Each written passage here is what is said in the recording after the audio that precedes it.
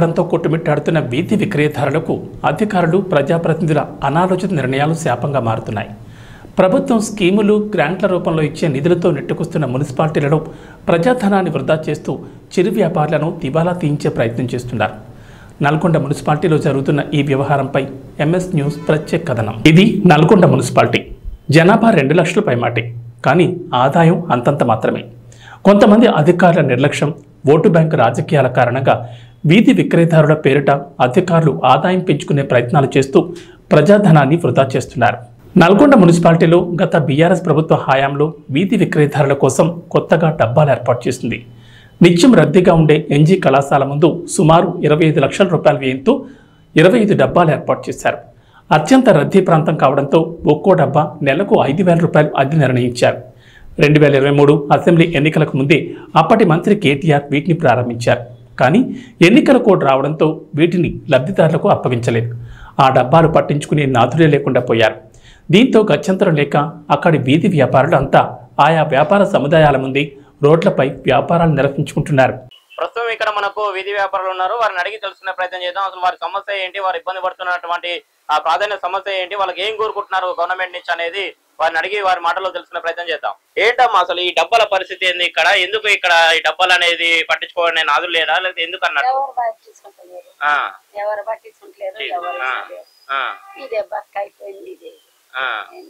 ఎందుకు అసలు అసలు ఎందుకు పెట్టిరు? అసలు ఈ డబ్బాలను ఎందుకు పెట్టిరు? అసలు మీకు తెలిసినది ఇస్తానే పిచ్చి లాస్ట్ వచ్చేది ఆయన కేసీఆర్ పోయేకే ఆ డబ్బాలు అట్లా అయిపోయింది.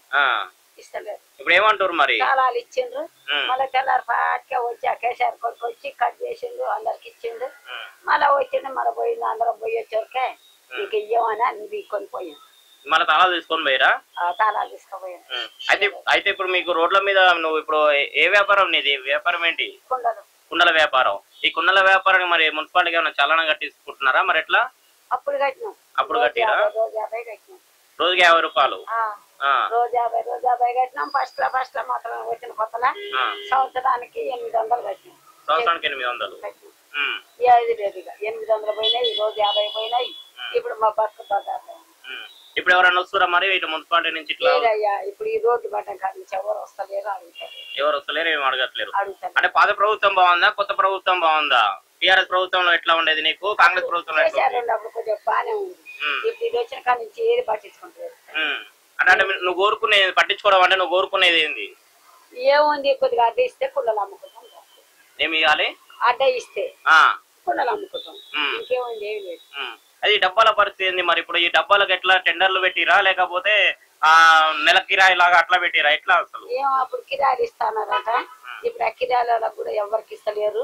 ఒక్కరోజు ఎంకరెడ్డికి వచ్చి ఖచ్చితంగా పోతే డబ్బాలన్నీ బీకిస్తాము, ఈ నుంచి ఆడికి చెడ్డు చేపిస్తాము. ఎవరు అంటే ఆడు బతుకురా అని అన్నాడు. కానీ ఇప్పుడు ఏం చేస్తారు? కిరాయి లేకుండా ఓన్లీ షెడ్ వేసి పెట్టిస్తా గోడ మీద.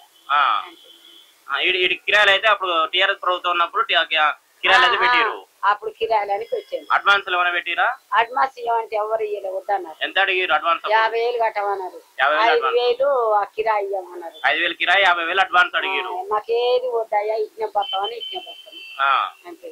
నువ్వు కోరుకునేది ఏంది మరి? ఇప్పుడు నీవు అంటే మీ పరిస్థితి ఏందన్నట్టు ఇప్పుడు? మాకు ఆ డబ్బాలు గోడ మీదకి షెడ్ చేసుకొని పోతాం. అంటే వీటిని పట్టించుకునే నాదు లేడు, ఈ డబ్బాలు అనేది తీసేయాలి, మేము ఇట్లనే బతికేస్తున్నాం అని చెప్పేసి నువ్వు చెప్పుకున్న విధానం అంతేనా? ప్రస్తుతం మనకి ఇక్కడ పండ్ల వ్యాపారి కూడా కనిపిస్తున్న దృశ్యం అయితే మనకు చూస్తున్నాము. వారిని అడిగి కూడా మనం తెలుసుకునే ప్రయత్నం చేద్దాము. బ్రదర్, అసలు ఈ డబ్బాల పరిస్థితి ఏంటి ఇక్కడ? అసలు మీకు గతంలో ఈ డబ్బాలు ఉన్నప్పుడు లేనప్పుడు ఎంతమంది ఇక్కడ వ్యాపారం చేసుకునేది? డబ్బాలు పెట్టిన తర్వాత ఎంతమంది వ్యాపారం చేసుకోవడం జరుగుతుంది? ఇక్కడ చాలా మంది ఉండే ఇంత ముందు. ఇప్పుడైతే ఇంకా మొత్తం డబ్బాలు వేసి ఇస్తా, రోడ్ కటింగ్ అప్పుడు డబ్బాలు వేసి ఇస్తా అని చెప్పి టీఆర్ఎస్ గవర్నమెంట్ ఉన్నప్పుడు అది డబ్బాలు వేసారు. ఇంకా తర్వాత టీఆర్ఎస్ గవర్నమెంట్ చేంజ్ అయిపోయిన తర్వాత ఇంకా ఆ డబ్బాలు అట్లనే ఉన్నాయి. ఇంకా కొందరు అటు వెళ్ళిరు, మనం ఇక్కడ ఉన్నాం, అందరు ఎక్కడ వాళ్ళు అక్కడ వెళ్ళిపోయారు. ఇంకా ఇస్తా అని అయితే చెప్పిండు. మళ్ళీ కోమటిరెడ్డి సార్ అయితే చెప్పిండు ఈ డబ్బాలు తీసేసి. అయితే సుమారు ఇక్కడ మనకు ఎన్ని డబ్బాలు ఉండొచ్చు? ఇక్కడ 25 డబ్బాలు ఉన్నాయి. 25 డబ్బాలు ఉన్నాయి. 25 డబ్బాలు ఉన్నప్పుడు ఇప్పుడు ప్రస్తుతం ఎంతమంది వ్యాపారం చేసుకుంటున్నారు ఇక్కడ? ఇప్పుడైతే ఇక్కడ డబ్బాలు ఉన్న వాళ్ళు కొంచెం ఇక్కడ అందరు వెళ్ళిపోయారు. ఇంకా ఇప్పుడు ఇక్కడ ఉన్న వాళ్ళు అయితే ఇక్కడ ఉన్నారు, ఒక 10 మంది దాకా ఇక్కడ ఉంటాం. ఇంకా గతంలో ఎంతమంది ఉండేది ఇక్కడ? ఇంకా చాలా మంది ఉండేది అప్పుడైతే 20 మంది అట్లా 25 అట్లా మంది ఉండేది. వేరే వేరే ఒక్కొక్కరిది ఒక్కొక్క బిజినెస్ ఉండే. కుండలు అమ్మేది, పూలు ఉన్నారు, పండ్ల బండిలో 4-5 బండ్ల బండి ఉండే, జ్యూస్ బండి అవి ఇవి అన్ని పంచర్ షాపులు అన్ని ఉండే ఇక్కడ. ఇప్పుడైతే డబ్బాలు తీసేసి కోమటిరెడ్డి సార్ షెడ్ వేసి ఇస్తా అని చెప్పిండు. అంటే మీకు ఇప్పుడు ఇక్కడ డబ్బాలు పెట్టడంతో నష్టమా లాభమా అసలు మీరు ఏ విధంగా భావిస్తారు? ఆ డబ్బాలతో అయితే మనకేం రాదన్న, ఆ డబ్బాలు అయితే చిన్నగా ఉన్నాయి. అయితే అందుకోసం కోమటిరెడ్డి సార్తో చెప్తే ఆయన ఏమో డబ్బాలు తీసేసి అవును ఆ డబ్బాలో రాదు మీకు సెట్ కాదు, నేను మంచిగా షెడ్ వేసి ఇస్తా అని చెప్పిండు. కానీ ఇప్పుడు దానికైతే ఏం లేదు. అంటే ఈ డబ్బాలు మీకు అందరికా లేకపోతే ఓన్లీ టెండర్ వైజ్ గా నడిచేదా? అసలు ఏ విధంగా నడిచేది ఈ డబ్బాల వ్యాపారం అనేది? ఇక్కడ ఎంతమంది ఉన్నారో ఇప్పుడు షాప్ కటింగ్ ముందు చేసిర్రు, పేర్లు రాసుకొని పోయిర్రు. అప్పుడు పేర్లు రాసుకోపోయి మళ్ళీ డబ్బాలు వేసిన తర్వాత ఎవరికి కావాలో అందరికి ఇచ్చిర్రు ఆ డబ్బాలు. ఇక్కడ ఎంతమంది ఉన్నారు అంతమందికి ఇచ్చిర్రు. ఇంకా కొందరికి రాలే, ఇంకా డబ్బాలు తక్కువ ఉన్నాయని కొందరికి రాలే. రాని వారి పరిస్థితి ఏంటి మరి? ఇంకా వాళ్ళు చేసి ఇస్తాం మీకు వేరే దగ్గర అయినా చేస్తామని చెప్పిర్రు. ఇంకా అది గవర్నమెంట్ చేంజ్ అయిపోయింది, ఇంకా దానికి ఏం పరిష్కారం. అంటే ఈ డబ్బాలకు గతంలో కేటాయించినప్పుడు ఏమైనా అడ్వాన్స్ గానీ లేకపోతే నెలకు ఇంత కిరాయి చొప్పున మరి ఏమైనా తెలియజేయడం జరిగిందా మీకు? ఇట్లా అది చెప్తా అన్నారు, రెంట్ అనేది ఉంటది, అడ్వాన్స్ అనేది ఉంటది, మేము మీకు హ్యాండ్ ఓవర్ ఇచ్చినప్పుడు తీసుకోండి మేము అన్ని చెప్తామని చెప్పారు వాళ్ళు. మీరు ఇప్పుడు కోరుకునేది ఏంది ఇక్కడ ప్రస్తుతం? ఇక్కడ వ్యాపారాలు కొనసాగాలంటే మీరు రోడ్డు మీది వ్యాపారాలు మీకు చిరు వ్యాపారాలు మీవి, అదే మీరు ఇబ్బంది పడుతున్నట్టు సమస్యలు ఏంటి అసలు? ప్రాధాన్యంగా చూసుకుంటే ఇక్కడ మీరు ఎలాంటి సమస్యలతో ఇక్కడ ఎక్కువగా ఇబ్బంది పడుతున్నారు?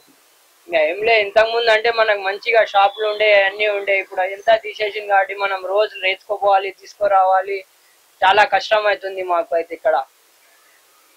ఒకవేళ మీకు ఆ డబ్బాలు కేటాయించినట్లయితే ఉచితంగానే మీకు ఆ డబ్బాలు ఒకవేళ కేటాయించినట్లయితే మీకు ఆ డబ్బాలు సరిపోయే పరిస్థితి ఉందా మీకు?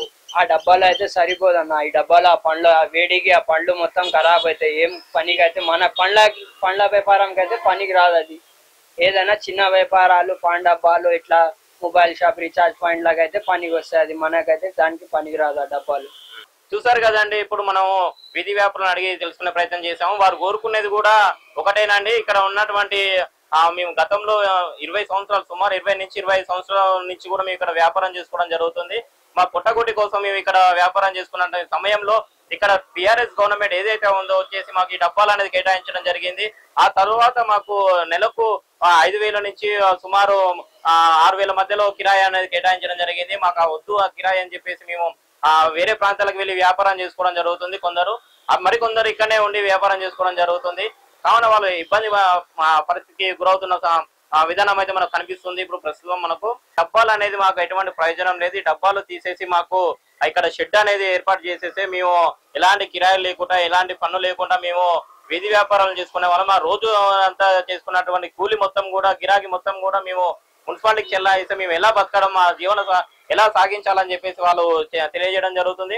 కావున దీని పట్ల మున్సిపాలిటీ అధికారులు కావచ్చు, మంత్రి గారు కావచ్చు చొరవ తీసుకొని ఈ వీధి ఏదైతే షాపులు కేటాయించడం జరిగిందో టిఆర్ఎస్ గవర్నమెంట్ లో ఆ షాపులు అనేది తొలగించేసి ఇక్కడ వాళ్ళకు షెడ్ కేటాయించవలసిందిగా ఇక్కడ ఉన్నటువంటి ప్రజలందరూ కూడా కోరడం జరుగుతుంది.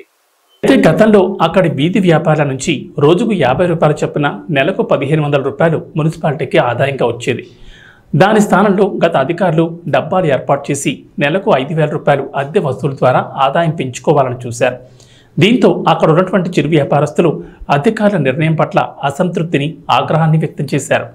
దీంతో చేసేదేమీ లేక అక్కడున్న డబ్బాలను అలాగే ఉంచడంతో ఇటు ప్రజలకు అటు మున్సిపాలిటీకి ఉపయోగకరంగా లేకుండా పోయాయి.